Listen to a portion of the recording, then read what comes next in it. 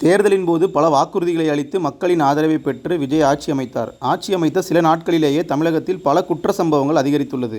இதுகுறித்து கேள்விகள் எழுந்தபொழுது தாவேகா தரப்பில் நாங்கள் புதியவர்கள் 6 மாதம் டைம் தாருங்கள் என்று கூறப்பட்டதற்கு பெண் ஒருவர் வன்மையாக கண்டித்து வீடியோ வெளியிட்டுள்ளார்.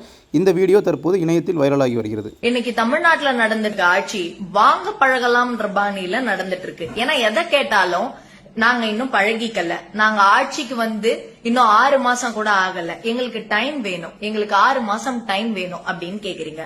பாலியல் வன்கொடுமைகள், கொலைகள், குற்ற சம்பவங்கள் இதெல்லாம் இப்ப தலை விரிச்சுக்கிட்டு ஆடுது. தமிழ்நாட்டோட சட்ட ஒழுங்கு தலைகீழா இருக்கு.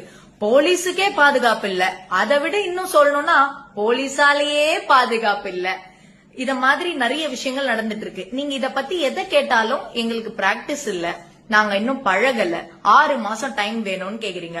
அப்போ அந்த 6 மாசம் நடக்கிற அநீதிக்கு என்ன பதில் சொல்றது? இன்னும் 1 மாசம் முழுசா ஆவாததுக்கே தமிழ்நாடு தாங்கல.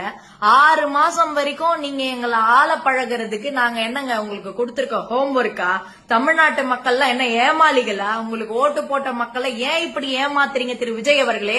தயவு செஞ்சு இதுக்கு பிரஸ் மீட் கொடுத்து இவ்வளவு நடக்கும் போதிலும் நீங்க அமைதியா இருக்கிறது ரொம்ப தவறு, ரொம்ப தவறான செயல். சிஎம் சார் அவர்களே,